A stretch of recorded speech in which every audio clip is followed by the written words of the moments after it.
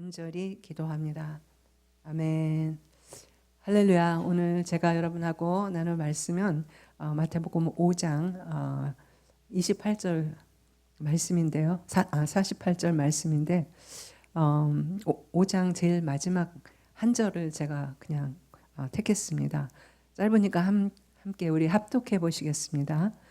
그러므로 하늘에 계신 너희 아버지의 온전하신가 같이 너희도 온전하라. 이 세상은 사람이 만든 이 세상, 이 조직, 또 문화, 또 이런 정책들은 시간이 흐르면 부패할 수밖에 없습니다. 저도 인생을 살 만큼 살았는데 FBI, CIA, 심지어 종교 단체들도 교회, 교단, 신학교도 나라도 부패합니다. 최근에 세계를 경악시킨 앱스텐 파일이 공개되면서 미국의 엘리트들이 저지른 상상을 초월하는 이 만행이 모두 정말 경악할 수밖에 없는 사실이 드러났습니다. 그 참상은 미디어를 통해서 여러분이 더 잘 보셨으리라 생각합니다. 그러한 시스템 속에서 아무리 선한 지도자를 뽑아놔도 시스템 자체가 부패하면 견뎌낼 방법이 없습니다. 뭐가 어디서부터 잘못된 것일까요? 부패한 세상 속에 살아가는 그리스도인은 어떻게 살아가야 하나? 해답은 과연 있는 것일까? 해답이 있다면 답은 무엇일까? 오늘 말씀에서 여러분과 저가 답을 찾아봤으면 좋겠습니다. 얼마 전 저는 화가가 그린 바보 예수란 그림을 봤습니다. 이 그림은 우리가 일반적으로 보는 예수님의 그 금발을 날리는 백인 하얀 그 멋진 청년의 그런 예수님의 모습이 아니었습니다. 그 그림 속에 나타난 예수님의 눈은 사람들을 너무 불쌍히 여긴 나머지 눈물에 찌들려 한쪽 눈이 찌그러졌고 입술은 메말라 터져 있었으며 뼈가 앙상하게 드러나 있는 볼품이 없는 그런 모습을 하고 있는 예수님이었습니다. 자신이 가지고 있는 모든 것을 다 내어주고 사랑한 나머지 가장 초라하고 불쌍한 모습이었습니다.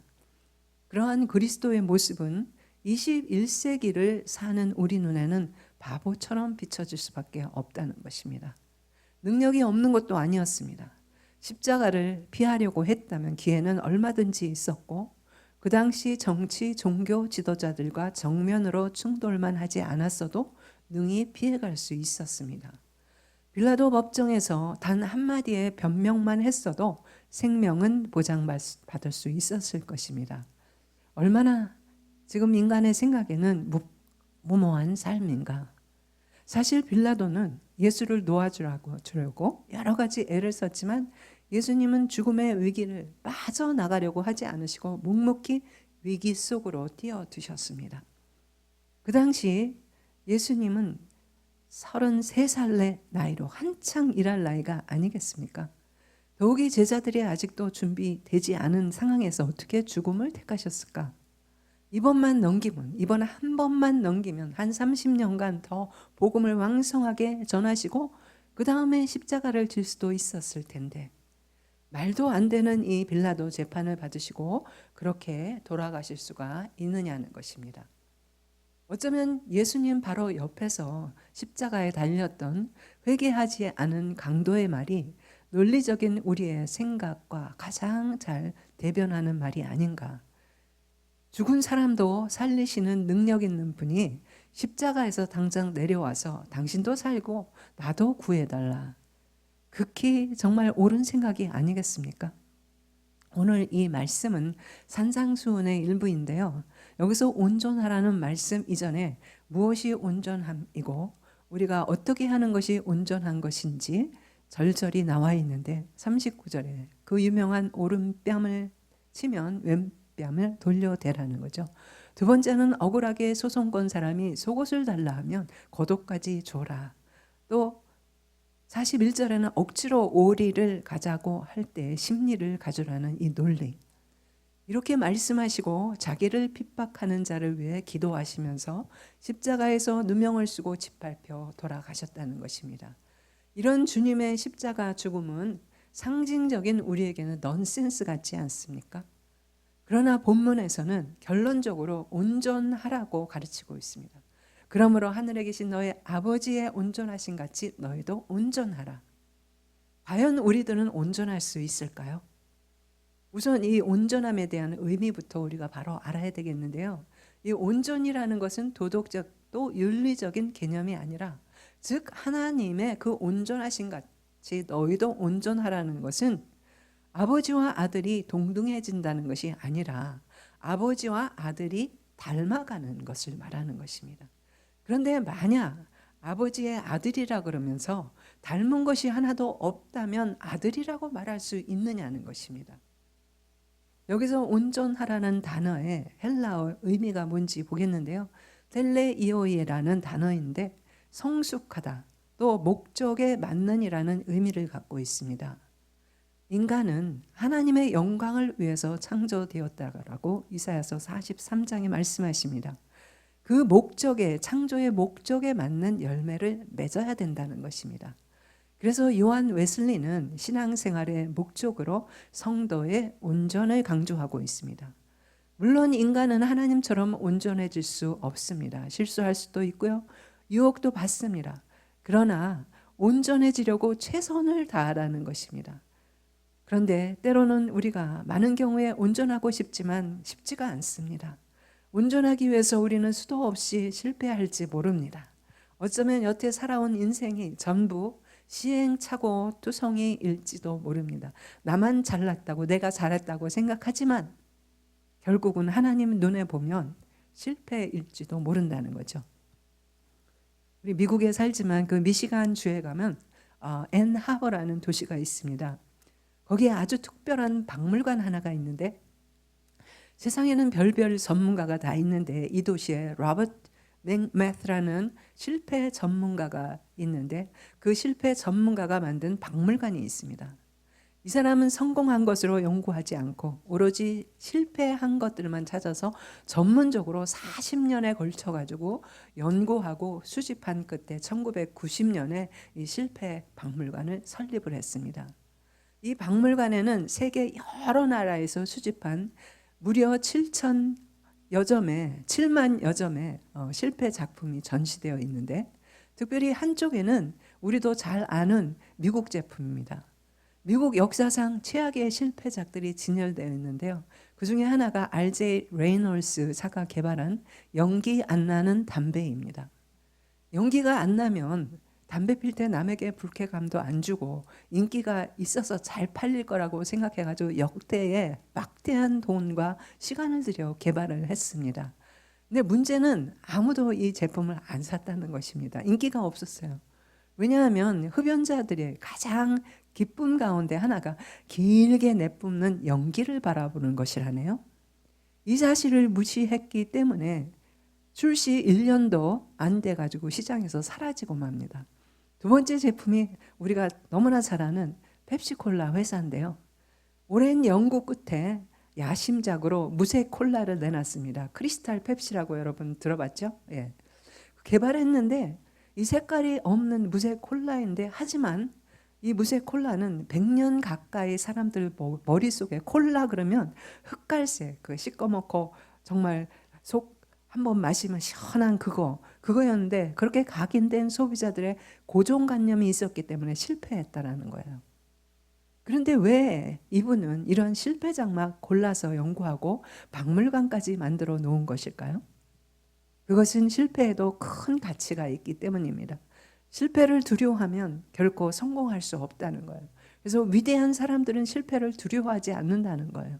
수없는 실패의 경험을 하면서 실패한 제품들의 결함, 또 부족한 점을 교훈 삼아 보다 좋은 제품을 만들어갈 수 있었기 때문입니다. 우리 신앙생활도, 우리 인생도 비록 시행착오를 우리는 계속하지만 이러한 실패를 교훈 삼아서 더 나은 삶을, 온전한 삶을 만들어갈 수 있다는 것입니다. 여기서 온전하라 그러면 어떻게 우리가 온전할 수 있냐? 너희도 온전하라고 하신 산상수훈 말씀은 신앙생활의 목표로 주신 것이라기보다는 먼저 인간의 한계, 우리의 한계를 알라는 말씀입니다. 39절에서 42절까지 아까 제가 목록해서 얘기했지만 이 깊은 의미를 보면 우리를 살다 보면 온전하지 못하게 하는 상황들이 너무나 많기 때문입니다. 오른뺨을 맞았는데요. 그래, 왼뺨을 내놓으라 그랬는데 왼뺨까지 맞을 때가 있다라는 거죠. 속옷을 줬는데 겉옷까지 뺏어가는 경우도 있다라는 거예요. 오리를 갖는데 심리까지 요구하는 무리한 일들, 또 혹은 억울한 사건들, 사실 우리를 가장 분노하게 하는 것이 뭐겠습니까? 내가 하지 않은 사실에 대한 그 중상과 모략이 가장 클 것입니다. 사람들은 이렇게 억울한 소리에 가장 민감하게 반응하지 않습니까? 그런데 그 억울함이라는 것이 누구 편에서 보느냐에 따라 다르다는 거예요. 내가 생각하기에 내가 당한 것을만 생각하면 내 기준, 그것을 절대 기준으로 삼으면 억울할 수밖에 없지만 나 자신이 절대 기준이 아니라면 그렇게 좌절하고 흥분할 필요가 없다는 것입니다. 그러면 우리가 온전함을 가로막고 있는 요소가 뭔지 한 가지만 많지만 오늘 보면 타협입니다. 그리스도인의 삶에서 가장 치명적인 유혹은 바로 타협이라고 했습니다. 타협은 마치 지뢰와 같다 그랬습니다. 요즘 전쟁이 많이 있어가지고 지뢰 밟는 거 많이 나오죠. 지뢰는 눈으로 식별되지 않기 때문에 밟으면 정말로 위험하지 않습니까? 방심하게 되면 지뢰를 밟는 순간 대형 사고를 당하게 되기 때문입니다. 그런데 타협하면 삶에서 가장 소중한 것들을 잃어버리게 된다는 것입니다. 그런데요, 타협은 거창하게 시작하지 않습니다. 첫 단계에는 아주 작게 시작합니다. 그렇기 때문에 첫 단계에서 하나님의 말씀으로 어떻게 이기느냐가 중요하다는 것입니다. 세상은 우리를 향해서 믿음을 포기하고 마음이 이끄는 대로 가라고 합니다. 네가 한 번만 눈을 감으면 너의 것이 될 거야. 네가 한 번만 주일에 뭐 딴 거 하면 괜찮을 거야. 네가 한 번만 뇌물을 주면, 네가 한 번만 한눈 팔면 등등 이렇게 말한다는 것입니다. 그런데 우리가 타협하는 이유가 뭐냐 하면 결국 타협하는 이유는 그 배경이 보면 두려움 때문이라는 거예요. 예를 들면 직장에서 회식이 있습니다. 한두 번 같이 따라가는데 뭐 같이 밥 먹고 동료들이랑 재밌습니다. 근데 때로는 우리가 원하지 않는 갈등이 생길 수가 있습니다. 그들과 함께하면 공감대를 가지게 될 수 있습니다. 그러나 그리스도인들의 삶을 살기 위해서 이러한 갈등들을 우리가 극복해야 된다는 것입니다. 재정적인 유혹을 받거나 압박을 받게 되면 우리가 쉽게 타협하게 되는데 유혹이 아무리 커도 타협하지 말아야 된다는 것입니다. 사업이나 직장의 업무를 통해서 우리가 물론 능력을 인정받아야 하지만 하나님께서 기뻐하지 않는 모습으로 인정을 받으려고 하는 유혹을 이겨내야 한다는 것입니다. 우리는 사람과 하나님을 모두 기쁘게 하실 수 없습니다. 타협 우리가 했을 때 당장 그 결과는 나타나지 않을지 모르지만 시간이 흐를수록 그 결과는 되돌릴 수 없는 결과로 나타나게 된다는 것이죠. 가장 먼저 타협하는 순간에 우리는 하나님과의 교제를 먼저 잃어버리게 되는 것입니다. 타협이 주는 즐거움보다는 예수 그리스도를 통해서 주시는 풍성한 은혜, 영원한 것에 우리가 더욱 소중함을 알아야 된다는 것입니다. 그리고 결국 타협은 우리에게 결코 만족을 주지 못한다는 것입니다. 타협은 단 일회성으로 끝나지 않고요.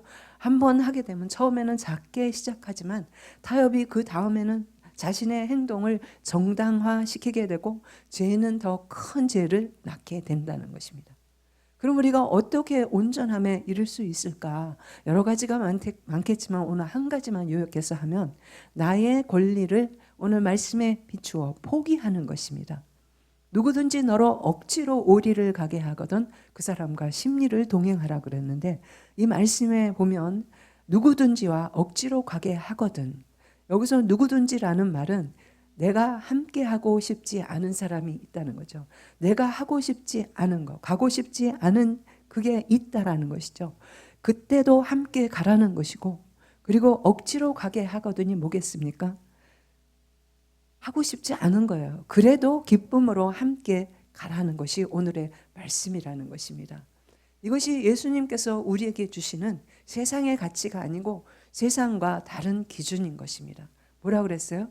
즉 나의 권리를 포기하지 않으면 이렇게 기꺼이 하기가, 기쁨으로 하기가 힘들다라는 것입니다. 어느 산골 마을에 버스 운전기사가 있었습니다. 버스가 빠르게 그날따라 달리고 있었습니다. 그런데 어느 좁은 컬브길에서 아이가 갑자기 뛰어들어왔습니다. 갑자기 닥친 일이어서 어떻게 해볼 도리가 없었습니다. 그 찰나에 짧은 순간에 운전사는 결정을 내려야 했습니다. 버스가 아이를 비켜가면 컬브 아래로 굴러 전복될 때에 아이를 살리자고 버스가 뒤집혀서 많은 사상자를 낼 수도 있습니다. 운전기사는 순간적으로 직진을 했습니다. 버스는 그 순간에 아이를 쳤고 아이는 그 자리에서 죽고 말았습니다. 승객들은 놀라서 밖으로 나와가지고 자기네들을 산 거는 생각 안 하고 운전사를 가리키면서 저 살인마 그러면서 흥분해가지고 당장이라도 물매를 칠 것 같았습니다. 운전기사는 그때 내려가지고 아이를 안고 그냥 아무 말도 하지 못하고 하염없이 울기만 했습니다. 그때 버스 안에서 한 청년이 내리면서 흥분한 그 승객들에게 말했습니다. 여러분, 저 아이의 아버지가 누구인 줄 아십니까? 바로 저 운전기사입니다. 그 운전기사의 포기함으로 인해서 많은 사람을 살린 것처럼 예수님께서 자기의 생명을 포기하셨기 때문에 우리가 살아있는 거 아니겠습니까? 두 번째, 너를 고발하여 속옷을 가지고자 하는 자에게 겉옷까지 주라고 하셨는데요. 이 말씀은 당시의 시대의 상황이 유대인들은 보통 이 통으로 짠 길이 지금처럼 뭐 이렇게 디자인해가지고 그런 옷이 없습니다. 그러니까는 옷 뭐라 그러죠? 천만 있으면 길이 약 2m 그리고 폭이 약 1m쯤 되는 이 보포형 목만 이렇게 잘라가지고 그걸 히마티온이라고 하는데 그러한 겉옷을 입고 살았습니다. 근데 낮에는 옷으로 걸치고요. 그 밤에 되면은 담요처럼 깔고 덮고 그렇게 살았습니다. 그래서 속옷보다 겉옷이 더 중요했습니다. 유대인들의 율법에 따르면 속옷은 빚진 것에 대해서 값으로 빼앗을 수 있지만 겉옷은 빼앗으면 안 된다라고 아주 법에 되어 있습니다. 그런데 예수님께서 겉옷을 내어주라는 것의 의미는 뭐냐? 당연히 가져야 하는 권리까지도 포기하라는 말씀인 것입니다. 이 부분에서 머리에 떠오르는 생각이 요즘 세상에 바보 아냐? 그렇게 생각할 수 있죠, 우리는. 사실 우리가 살다 보면 억울한 일을 당할 때가 있습니다. 많습니다. 나쁜 사람에게 사기를 당하거나 피해를 입을 때도 많고요. 그럴 때 우리는 자연히 복수를 해야 속이 시원할 것 같습니다. 그런데 복수해야 할 대상이 때로는 남편이 될 수도 있고 아내가 될 수도 있고 자녀가 될 수도 있고 부모가 될 수가 있다는 것입니다. 꼭 폭력이 아니더라도 우리의 표정으로 언어, 말 한마디로 어떤 방법이든 작은 폭력, 그러나 이 복수라는 것은 아무런 이득이 없는 파괴 행위일 뿐입니다. 우리가 예수를 믿는다는 것은 그 자체가 축복이고 특권이 아니겠습니까?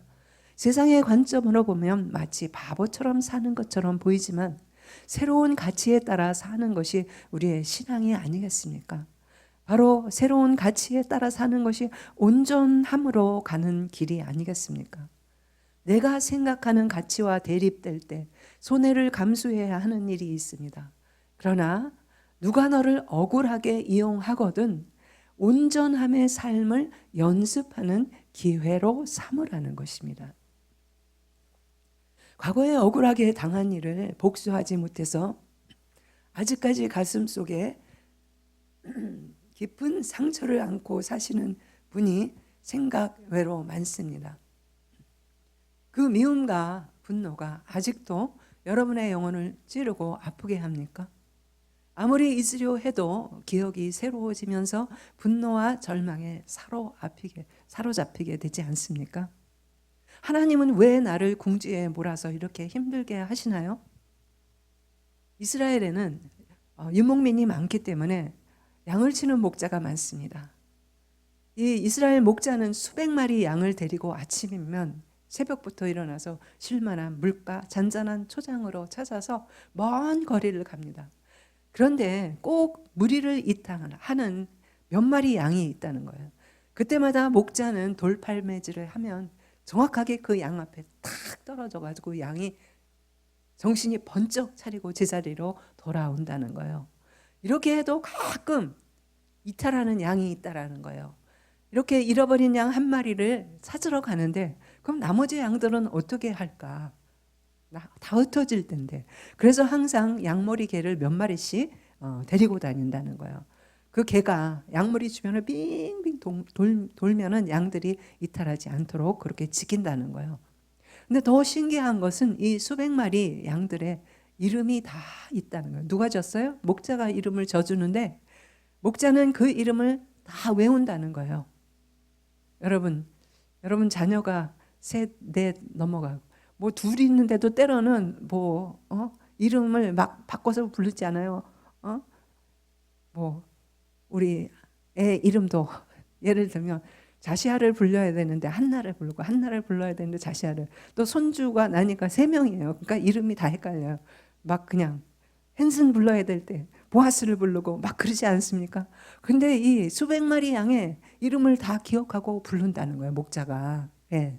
매일 아침에 젖을 짜야 하는 양의 이름을 목자는 따로 한 군데에 딱 모아놓고 그날 털을 깎아야 하는 양의 이름은 다른 쪽에 다 이름을 불러 놓는다는 거예요. 근데 어느 날 밤 목자가 칼을 들고 양무리로 가가지고 양의 이름을 조용히 부른다는 거예요. 그리고 한 군데 데려가서 구석에 가서 목자가 양 뿔을 잡고 뿔을 자르기 시작한다는 거예요. 양이 얼마나 괴롭겠습니까? 양이 괴로워하면서 신음하고 고통스럽게 운다는 거예요. 목자도 함께 괴로운 거예요. 왜 힘들게 뿔을 자르냐는 거죠. 오늘 자르지 않으면 2, 3일 지나면 뿔이 양의 눈 속으로 파고 들어가서 찌르기 때문에 자를 수밖에 없는 거죠. 이 양의 예를 들으면서 힘들고 어려울 때 하나님은 우리의 뿔을 자르고 있는 것이 아닐까? 그 사건이 내 눈을 찌를까 봐, 그 문제가 나를 망가뜨릴까 봐, 풀리지 않는 문제와 힘든 사람, 또 꽉 막힌 환경을 통해서 나의 뿔을 자르고 계신 것이 아닌가? 우리는 어떻게 세상과 타협하지 않고 믿음으로 살 수 있습니까? 하나님의 말씀이 삶의 기준이 되어야 한다는 거죠. 말씀에서 벗어날 때 우리는 타협하게 되고요. 타협의 길을 갈 때 능력을 잃어버리게 되는 것입니다. 인간의 사랑은 가짜이기 때문에 내가 낮아지는 것이 아니고 다른 사람을 착취하는 것입니다. 그래서 때로는 가스라이팅까지 서슴지 않고 하지 않습니까? 예수는 인간이었지만 그의 본체는 본래 하나님이셨습니다. 그런데 하나님이 하나님 되기를 포기하셨어요.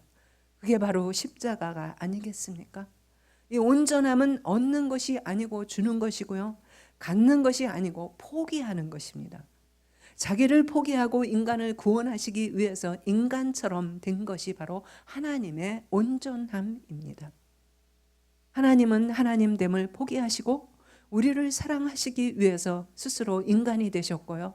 인간이 되실 뿐만 아니로 세상 중에서도 가장 낮은 자리에 오셨고 가장 낮은 곳에 오셨을 뿐만 아니고 가장 처절한 죽음으로, 그것도 33세라는 황금기에 골든 타임에 죽었다는 것입니다. 주님이 그런 마음으로 우리와 심리를 오늘도 동행하고 있다라는 것입니다. 무엇의 삶의 가치를 두느냐에 따라서 온전한 삶을 살 수도 있고 못할 수도 있고, 어떠한 마음의 자세를 가지고 사느냐에 따라 우리는 천국을 살 수도 있고 지옥을 살 수도 있습니다. 내가 어떤 마음의 자세를 갖고 신앙하느냐에 따라서 자발적인 마음으로 일할 수도 있고 억지로 끌려가는 신앙을 할 수도 있다는 것입니다. 예수님은 오늘 이 산상수훈의 말씀을 통해서 우리의 마음을 바꾸라는 것입니다. 신앙생활하면서 우리가 온전함과 완전함 단어를 자주 사용하지만 그 의미와 적용에 있어서 차이가 있다라는 것을 알아야 됩니다. 온전함은 뭐냐? 완벽함을 의미하는 것이 아닙니다. 부족하지만 하나님께 우리가 전심으로 하라는 뜻인 것입니다. 완전함은 뭡니까? 인간적인 관점에서 보면 모든 면에서 결점이 하나도 없는 것을 뜻하지 않습니까? 그러나 우리는 저나 여러분이나 완전한 존재가 아닙니다. 하나님 앞에서 우리의 연약함을 인정하고 그분의 은혜를 구하며 나아갈 때 우리는 점점 더 그분의 형상을 닮아가게 되는 것입니다. 온전함은 그러니까 완벽함이 아닙니다. 하나님의 온전하심처럼 존재 자체, 내 존재 자체로 정말 귀한 것이고 충만한 삶인 것을 의미하는 것입니다. 그래서 온전하다는 것은 여러분의 있는 그대로, 나 있는 모습 이대로, 현재 이 모습 이대로, 다리가 불편하면 한쪽을 절어요. 괜찮습니다. 그게 온전하다는 거예요. 사회적으로 정말 그런 가치 기준에서 내가 외모가 남들보다 못해요. 그게 온전하다는 것입니다. 오늘 기준으로 온전하다는 거예요. 정서적으로 내가 우울증에서 정말 슬프고 외로워하고 때로는 막 그냥 기뻐하고 즐거워하고 기분이 업앤다운 합니까? 그런데 그 현재의 모습이 바로 온전하다는 거예요.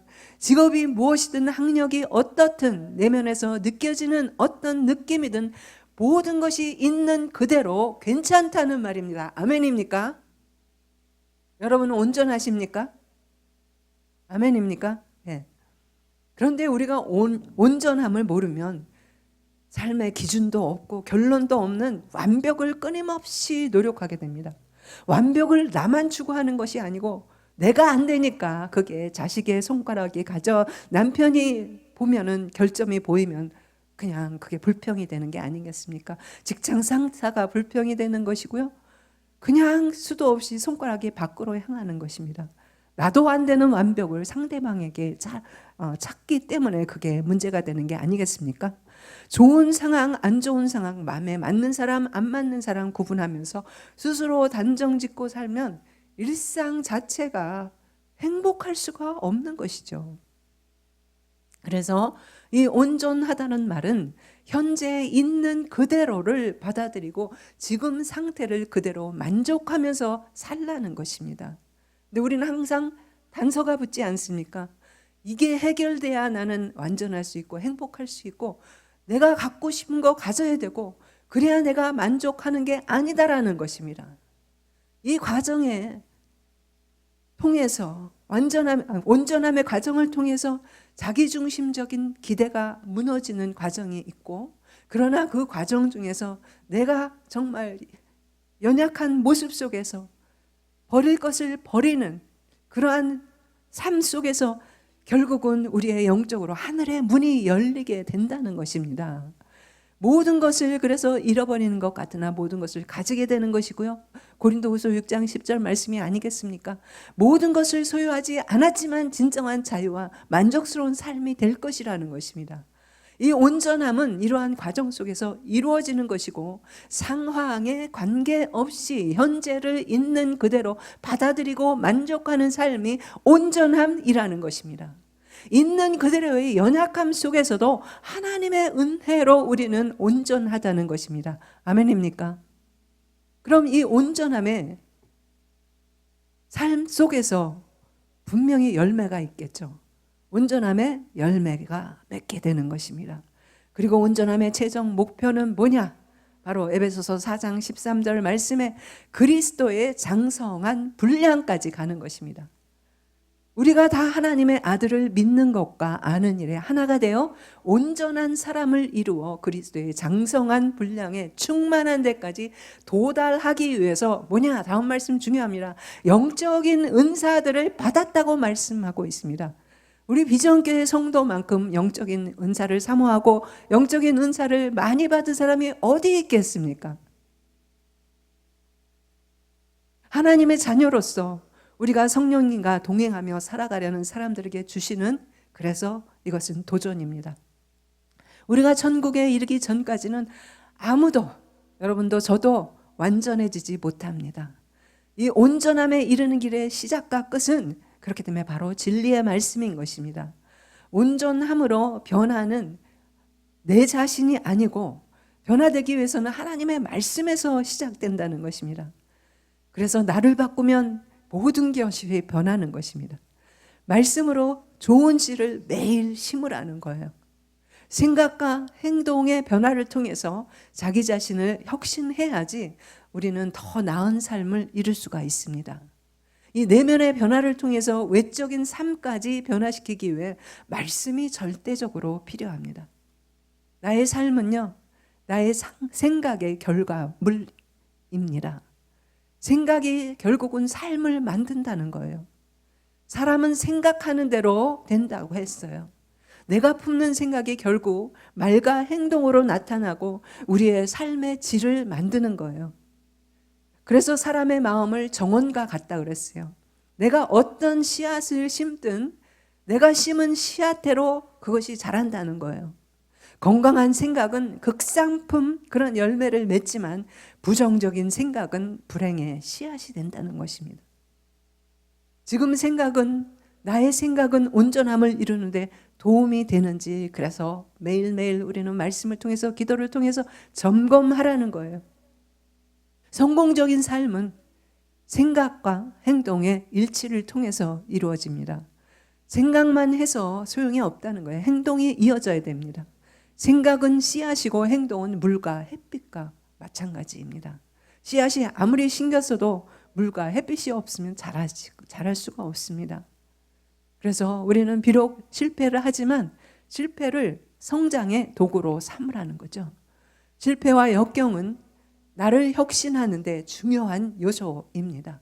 어려움을 극복하는 과정에서 우리 신앙이 단련되는 게 아니겠습니까?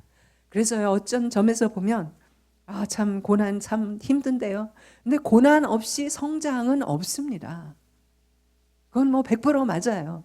어려움을 두려워하지 말고 그렇기 때문에 넘지 못할 문제를 극복하면서 배우는 기회로 삼으라는 거예요. 실패할 때마다 이 경험이 내게 무엇을 가르쳐 주는가를 스스로에게 물어보라는 거예요. 근데 우리는 한번 어려운 환경 또 어려운 사람 그런 문제를 만나게 되면 다시는 생각하기도 싫다고 뒤돌아보지도 않잖아요. 근데 그렇게 하면 우리가 배우는 게 없습니다. 문제를 도전으로 바꾸라는 거죠. 문제를 해결해야 할 도전으로 인식하고 단계별로 접근하라는 거예요. 그리고 이것이 지속 가능한 변화인지 지속 가능한 변화를 이루어가는 게 중요하다는 거죠. 하루하루의 이 작은 변화, 비록 1%의 변화라 할지라도 결국은 승리로 이끌게 되어 있다는 것입니다. 그러기 위해서 마지막으로 우리가 긍정적인 환경을 만드는 게 중요합니다. 쉽게 우리가 할 수 있는 것은 뭐냐? 주변에 긍정적인 영향을 주는 사람들과 환경과 함께 하는 것이 중요합니다. 부정적인 에너지를 주는 사람, 그 환경에 우리가 계속 있으면요, 우리의 에너지를 정말 빠져나간다고 그러죠. 그렇기 때문에 부정적인 에너지를 빨리 차단하라는 거예요. 결론적으로 그럼 우리가 왜 온전해져야 되냐? 우리가 사는 목적은 결국 하나입니다. 여러분이 이 땅에서 잘 사는 것, 좋은 차 바꾸는 것, 남편이 승진하는 거, 또 자녀들이 공부 잘해서 좋은 학교 가는 거 다 좋지만 우리의 목적은 결국 천국입니다. 각각 천국에 대한 다른 견해들이 있습니다. 간증을 통해서도 드린 것 있고 성경 말씀에 하는 것도 있지만 막연히 천국은 어떤 곳일까? 24시간 내내 하나님만 찬양하고 예배하는 곳이라면 어쩐지 지루하고 재미가 없을 것 같은 생각이 듭니까? 과연 그곳은 어떤 곳이고 천국에서 우리는 무엇을 하게 될까 궁금하지 않습니까? 천국에 가면 거기서 만나는 모든 사람들은 사랑하게 될까? 우리는 교회를 다니면서도 세상 밖에는 말할 것도 없고요. 교회를 다니면서 교회 안에서도 마음에 들지 않는 사람이 있잖아요. 나랑 안 맞는 집사가 있고 장로가 있고 그 사람이 떠나기도 하고 내가 떠나기도 하고, 그런데 그런 사람 또 직장에서 만나는 그 예수 믿는 사람들도 만나기도 하는데요. 천국에 가서 그런 사람을 만나면 내가 아무렇지 않은 얼굴로 그들을 사랑하고 그냥 인사를 할 수 있을까? 때로는 그런 상황도 있지 않습니까? 저 역시도 이 말씀을 준비하면서 사역을 하면서 또 인생을 살아가면서 그런 사람이 왜 없겠습니까? 될 수 있으면 다시는 부딪히고 싶지 않은 그런 사람이 있잖아요. 근데 천국 가면요, LA에 있는 교회, 전 세계 교회 교인들이 다 오지 않습니까? 우리 가서 만나야 돼요. 그죠? 맨날 도망 다닐 수, 뭐 거기 가서까지 뭐 도망 다닐 수 없잖아요. 근데 특히 마켓에 가면 자주 만나죠. 사람들이 많이 모이니까 마켓에 가면 그냥 막 피해서 저기서 비스무리한 사람 있으면 저쪽 반대쪽으로 가고 피해 다니지 않습니까? 그런데요, 오늘 말씀을 준비하면서 야, 그럴 필요가 없겠다. 이제 뭐 그러면 어때? 가서 그냥 이제 안녕하시냐고 여기 와서 반갑다고 그렇게 인사할 정도는 우리가 돼야 되지 않겠냐는 것입니다. 아멘.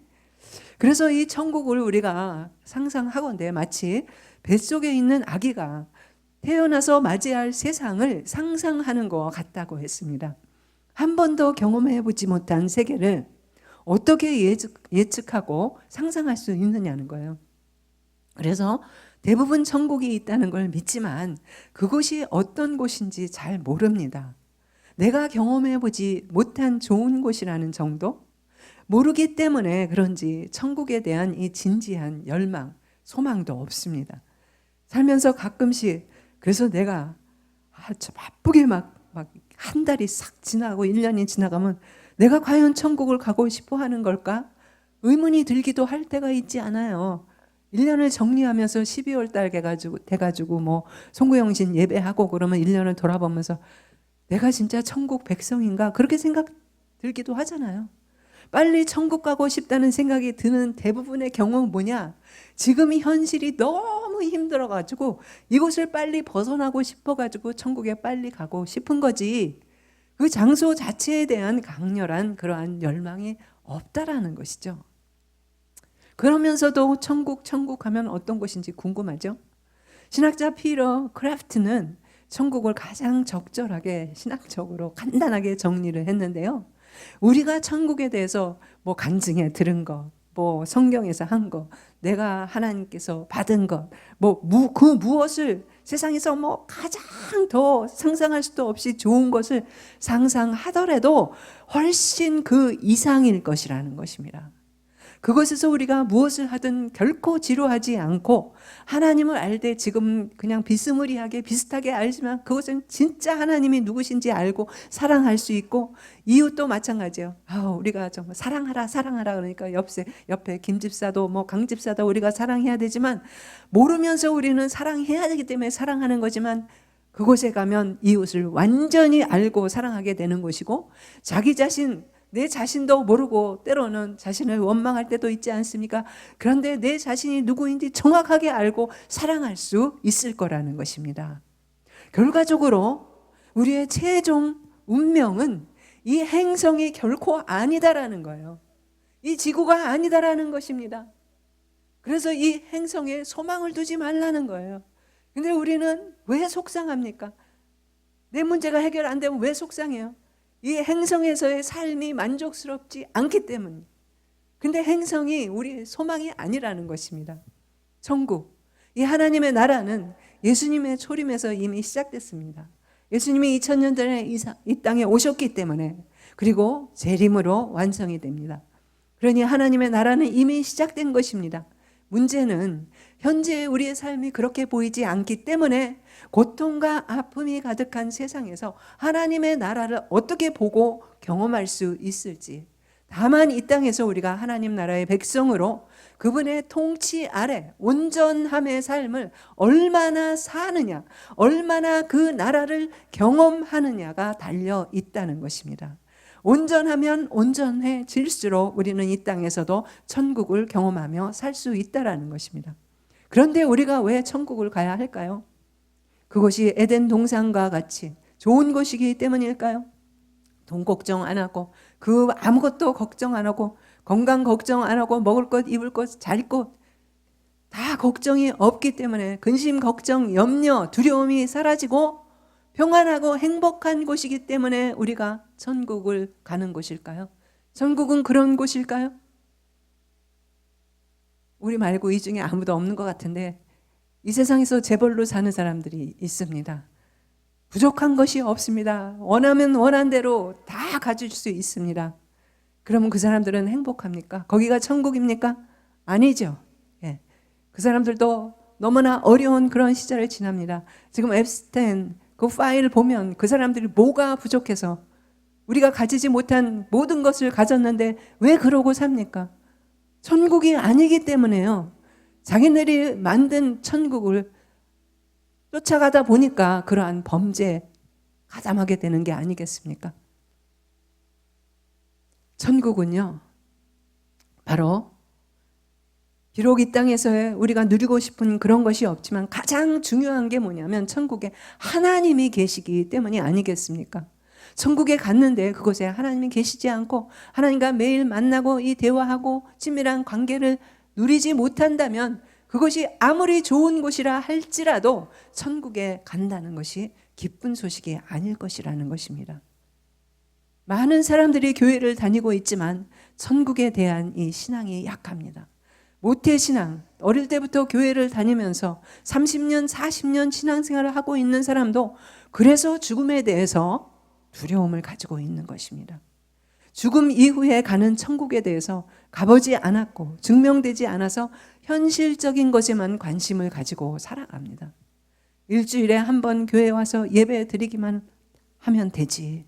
그 외에 믿지 않는 사람처럼 전혀 기도도 없고 성경도 없고 하나님과 관계없는 삶을 살아갑니다.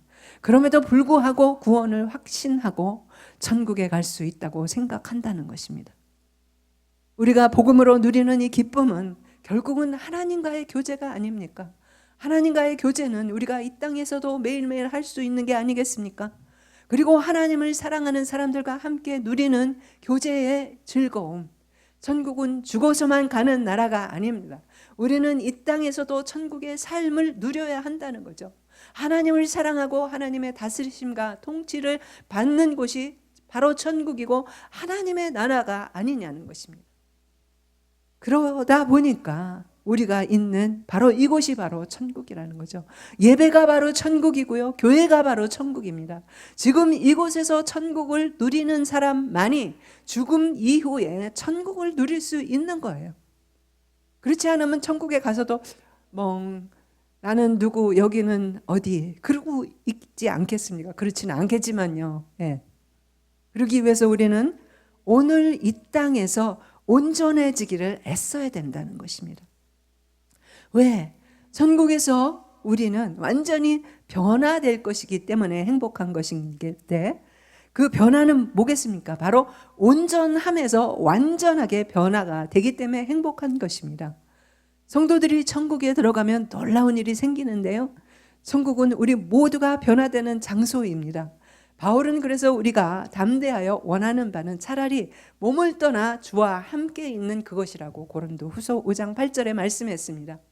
또한 15장 52절에 보면 성도가 죽어서 몸을 떠나게 되면 그 즉시 열흘 뒤가 아닙니다. 그 즉시 주님과 함께 있을 것이라고 말씀하고 있습니다. 나팔 소리가 나매 죽은 자들이 썩지 아니할 것으로 다시 살아나고 우리도 변화되리라.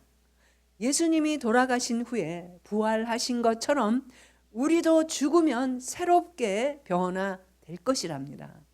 저는 이 말씀에 굉장히 소망이 있는데요. 나이가 들어갈수록 이 얼굴이 평준화되지 않습니까? 50대 후반부터 50대, 60대, 70대 되면 진짜 점점 더 평준화가 됩니다. 그런데 우리가 새롭게 변화된다는 게 죽을 것이 죽지 않는데요. 썩지 않는데요. 그것이 거기에 우리의 소망이 있지 않냐는 것입니다. 천국에 가서 저 이런 얼굴 찾지 마세요. 20대 뺑뺑한 얼굴, 머리 빠지지 않은 그러한 모습, 스마일도 막 해맑은 그러한 모습이 그래서 누구시더라 그러면 안 됩니다. 아멘. 예. 우리의 몸은 첫사람 아담에서 왔지만 죽으면 흙으로 돌아갑니다. 근데 우리의 부활의 몸은 그리스도의 몸과 같을 것이라는 것입니다. 우리가 흙에 속한 자의 형상을 입은 것 같이 또한 하늘에 속한 이의 형상을 입으리라. 이 말씀이 뭐냐? 이 썩을 것이 반드시 썩지 아니할 것을 입겠고 이 죽을 것이 죽지 아니함으로 입으리라. 우리 역시 온전한 몸으로 천국에 가서 영화롭게 된 몸을 입은 상태에서 우리는 영원히 행복을 누리게 될 것이라는 것입니다. 아멘입니까? 우리가 지구에 살고 있는 이 시간은 모든 사람에게 온전함의 삶으로 우리가 나아가는 기회의 시간이라는 것입니다. 온전함에서 어디로 가요? 오늘 말씀에 보면 완전함으로 가는 것입니다. 주님 만날 때. 그래서 하나님께서 이 천국과 지옥의 갈림길에 서 있는 인류에게 이 천국을, 어마어마한 천국을 알려주기 위해서 오신 것이라는 것입니다. 아멘입니까? 이제 다시 여러분이 천국에 갈 존재라는 걸 다시 한번 기억하시면서 온전함의 삶을 사시는 여러분 되기를 주님의 이름으로 축복합니다. 아멘.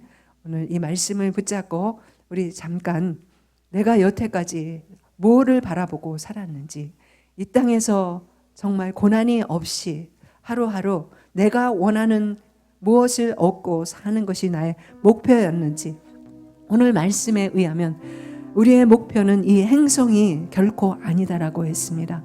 이제 정말 이 지구상에 연연해서 살았던 우리 삶을 내려놓고 완벽함이 아니고 온전함의 삶을 매일매일 살아갈 수 있도록 내가 변화해야 될 부분이 무엇인지 하나님 앞에 묻고 결단하는 시간 됐으면 좋겠습니다.